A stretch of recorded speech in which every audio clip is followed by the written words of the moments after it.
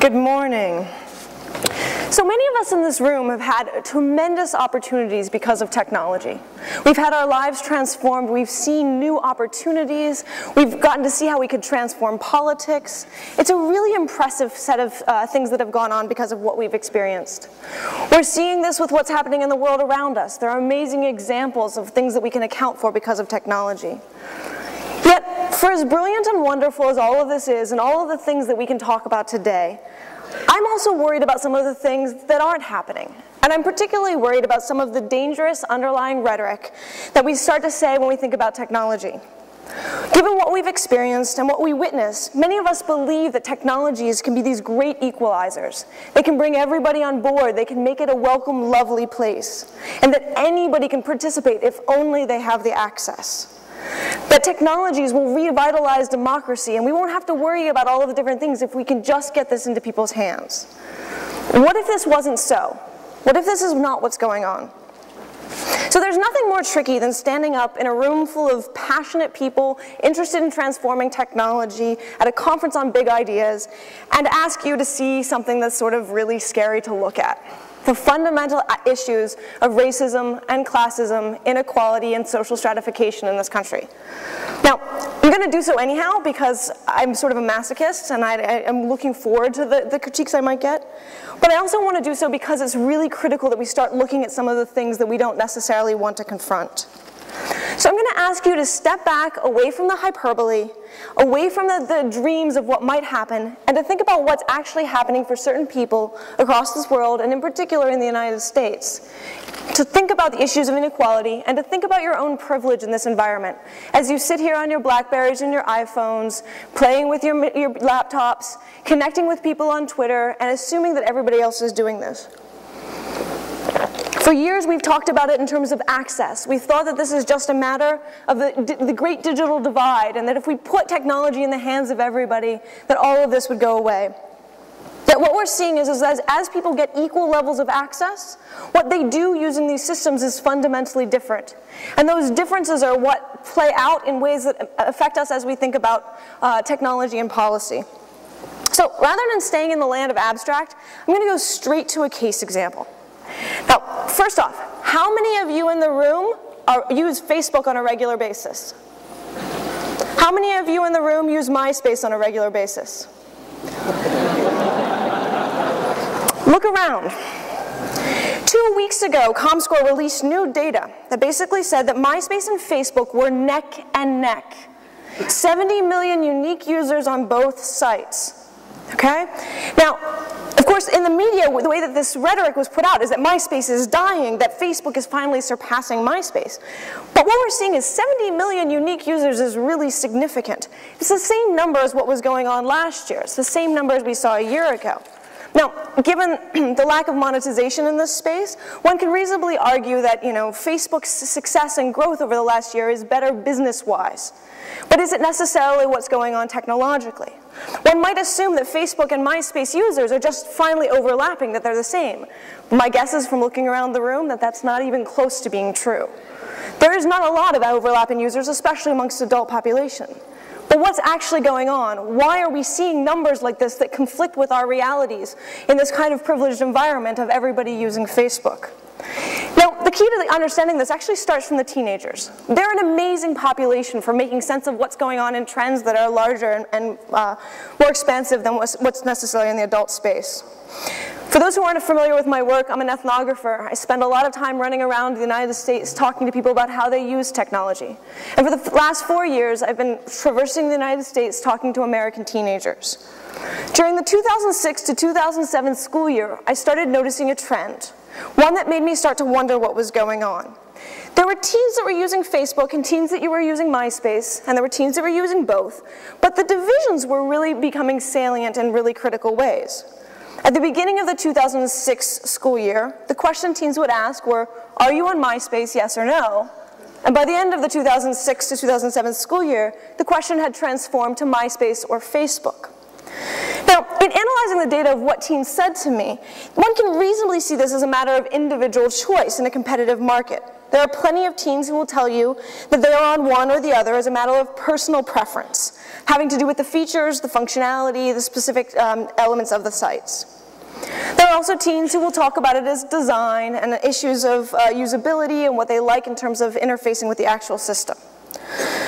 Teens will also talk about how their perceptions are quite different, about what they think the affordances might mean, or how they perceive sites in relation to issues such as safety, right? Larger cultural stuff. Of course, the dominant reason that teens will explain is that they're on one or the other because their friends are there.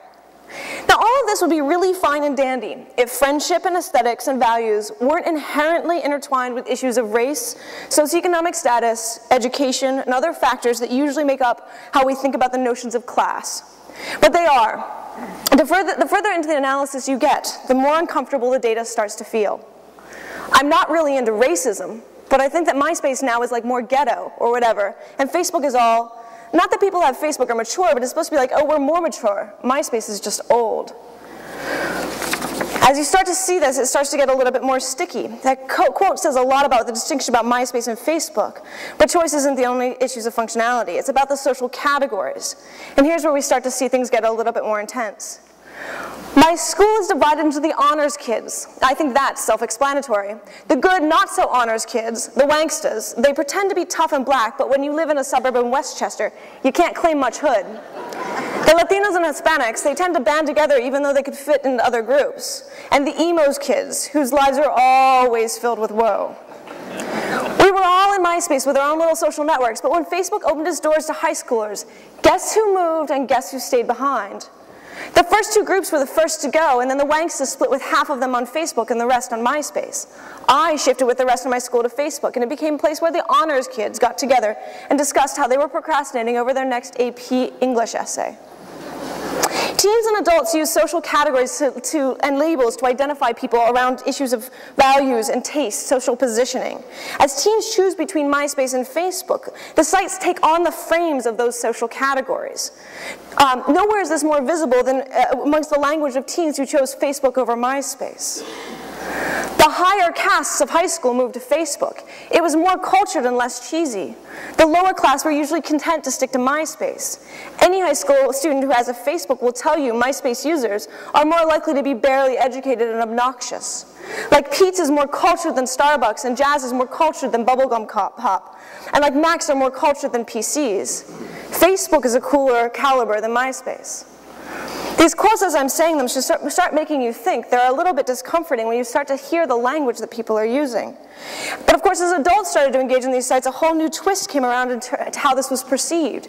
It was perceived in the language of maturity. Facebook is for old people versus Facebook is more like adultness. This language of maturity is really interesting because one thing to keep in mind in academic literature is that we find that teenagers from wealthier, more educated backgrounds are more willing to participate in environments alongside adults than those from poorer backgrounds. The thing to note about these quotes is that Caitlin prefers MySpace because she doesn't want to be with old people.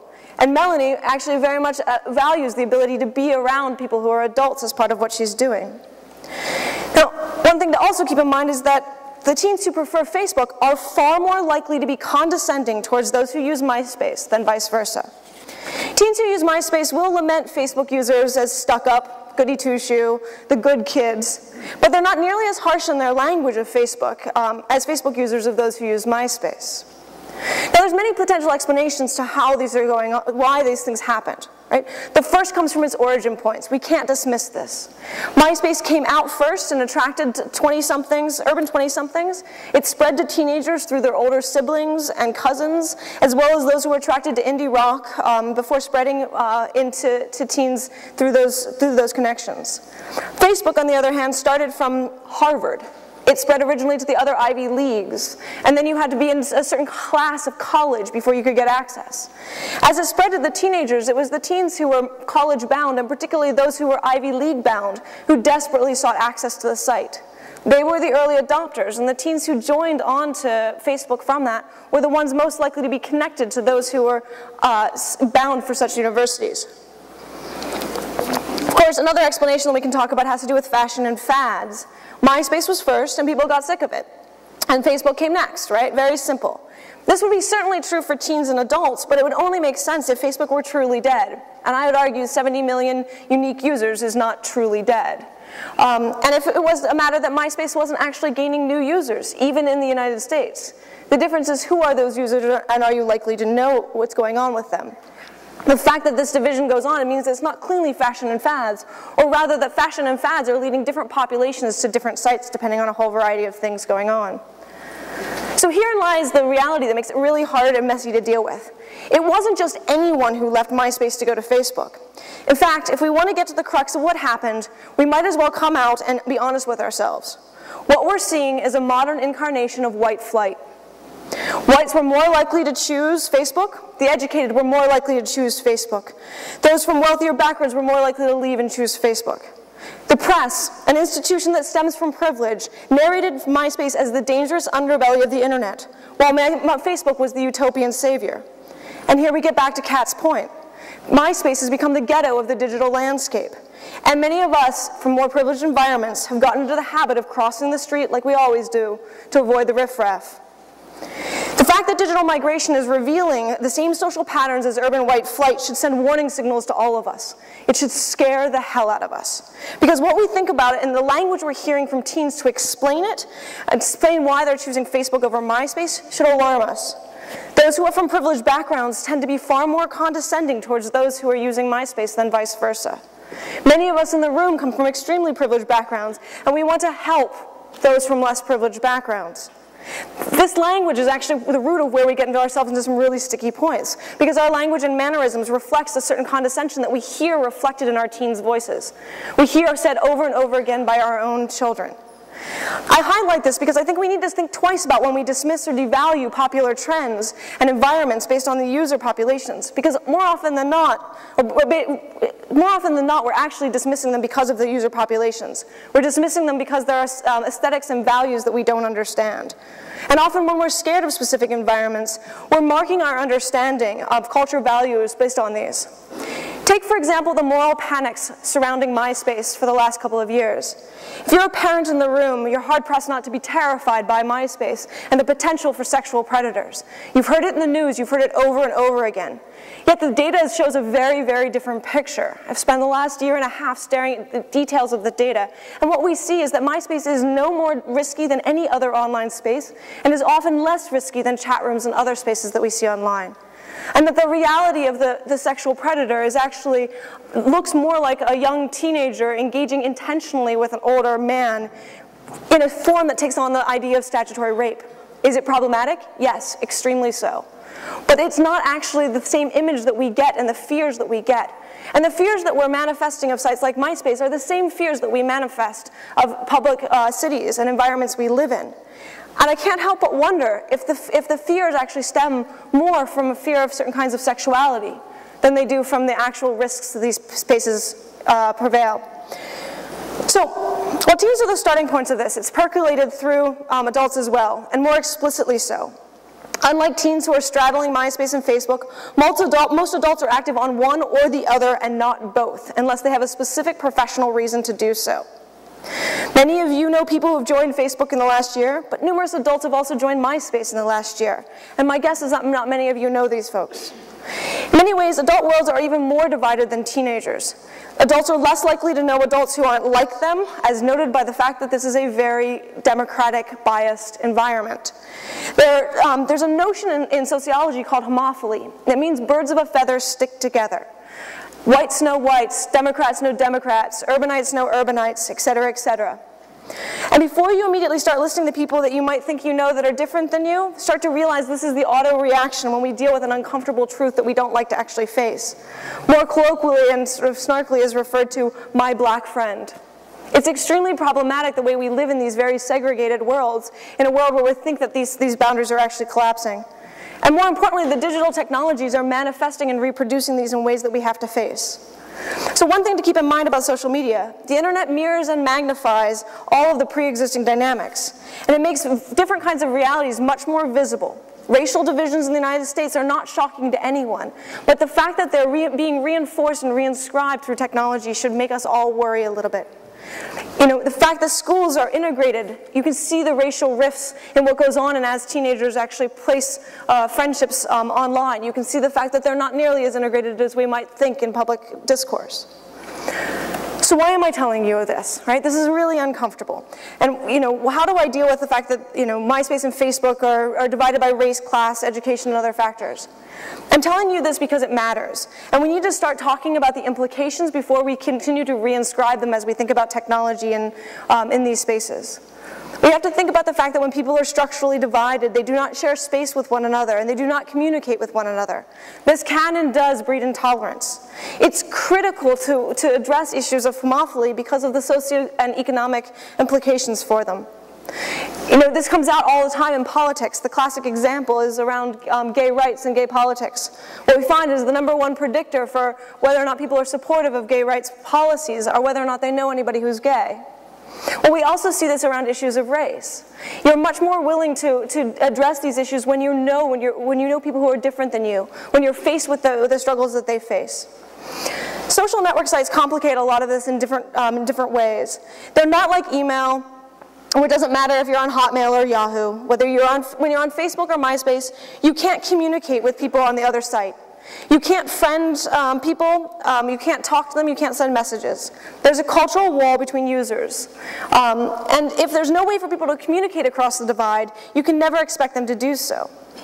People are already divided, and we cannot expect technology to automatically integrate them and generate cultural harmony. And most of you on these sites think of them as social networking sites. But in fact, these aren't actually networking sites. They're where people reinforce their social network, not where they meet new people. The vast majority of people who use these sites do so to connect with people they already know. But more directly about you, what matters around this is issues of politics and democracy. You need to understand that these divisions exist. You need to understand that if you're sitting on Facebook, you're only seeing a fraction of the population speak out and be loud. If you're sitting on Twitter, it's a very specific minority that you're viewing, and that minority looks a lot like you. And that as you're engaging with politics and politicians, if you're starting to think about the ways that they should engage with these sites, you've got to realize that what you're seeing online is a very limited scope of what's going on. If you're trying to get a sense of people's public opinion, what you're seeing is a very specific sense of what's going on. The question is how you look beyond that. In many ways, the internet is providing a next-generation public space. Unfortunately, it's also bringing with it next-generation divides, second-class citizenship. The public sphere was never accessible, and I think that we need to also think before we glorify the past. Right? Scholars like Habermas were obsessed with the fact that it was the bourgeois public sphere, not the broad public sphere. The digital public sphere, as we get excited about the possibility of bringing in new people, we need to account for the fact that it may not be bringing in all of the new people that we think are being brought on. And furthermore, not everybody has the skills to understand or engage with the public sphere, even if they have access. If you think civics education is in bad shape in this country, take a look at media literacy. Right? What goes on is not just a matter of getting access or knowing how, but it's about being in the networks. Most likely you learned to use Twitter because you knew people around you who used Twitter. You learned to make sense of these spaces because of the people around you. But not everybody has those skills. Furthermore, what's the meeting point for these spaces? If it's a question of divide between Facebook and MySpace, which one are you choosing to be? Whose voices are you choosing to listen to? Wherever you and your colleagues set a base, these are who you're accounting to. These become your constituents. Are you really willing and wanting to write off a huge portion of the population because they're not engaging with the same service that you're using? In the US, we can talk about the divisions around MySpace and Facebook. For those who work outside of the country, it's important to know that divisions play out in all sorts of technologies in different ways. I've been really fascinated in the last year to track the divisions in India between people who are using Facebook and those who use Orkut. We're seeing similar caste right structures. And divides also play out inside sites, right? Consider the beloved Twitter. For starters, this is a small percentage of Americans, let alone international audience. Teens are completely non-participatory on these sites for all intents and purposes. But even those who are part of it aren't necessarily communicating with the people that you're talking to. For example, even though we saw the Iranian election trending for a long time, the vast majority of users never saw a single post about Iran. Right? Now that said, we saw this change radically as we saw Michael Jackson come into the landscape. And of course that trended so fast that it took the Iranian election immediately off the scope. Why?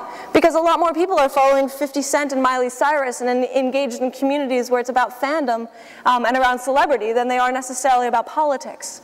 So just because a site can support different kinds of politics doesn't mean that you're actually reaching the audiences that are necessarily participating there. So talking about inequality and social stratification is difficult and messy, and I've been nervous as anything trying to get this talk together. I've been living inside the data trying to make sense of it, but we don't have a language for talking about these in very comfortable ways. We don't even have a language for talking about classism in this country, and we usually rely on British notions in order to cope with it. So if you don't understand how to talk about these things, it totally makes sense. Most of us who live it and deal with it don't. But I'm asking you to take a moment and embrace some of these issues of inequality as you sort of move forward in your own work. So I'm going to give you a handful of takeaways just to keep in the back of your mind every time you think about technology as we deal with it. First off, social stratification is pervasive in American society and around the globe. Social media does not immediately eradicate the inequality, and rather it mirrors and magnifies what we're seeing in everyday life. It makes social divisions visible in totally new ways. We no longer are able to put them under the ground, but we have an amazing opportunity to actually embrace them and deal with them. Second, there's no universal public online. What we see as choice in social media has to do with structural forces like homophily. And as we think about those structural forces, we have to embrace people and their divisions and realize that we have to account for them in the different spaces they're there. Third, where you go matters. If you're on Facebook, you need to know you're only seeing a portion of the world. If you're on MySpace, you're also seeing only a portion of the world. When you think about your constituents, the people that matter to you, you actually have to count for them in all of the spaces they are at. And you've got to figure out a way to engage with them in all of the different places. And that you've got an opportunity to help bridge some of these divides. The internet has enabled many voices to enter the political fray, but not everybody is sitting at the table. There's a terrible tendency in this country, and especially among politically minded folks, to interpret an advancement as a solution. We have not eradicated racism in this country. We have not eradicated sexism. We have not eradicated inequality. And while we've made tremendous strides in certain battles, the war is not over. So what we can do is pay attention to it, because if we walk away and congratulate ourselves for the good things that have happened, we won't actually address the ongoing and problematic inequalities that are part of this life. And the more that we actually embed these issues of inequality into our social media, the more we will genuinely create a second-class citizenship that we will have to address further on. We desperately need to address the issues of access and media literacy, but we also really need to re-engage with the broader conceptual issues around inequality, intolerance, and social divisions.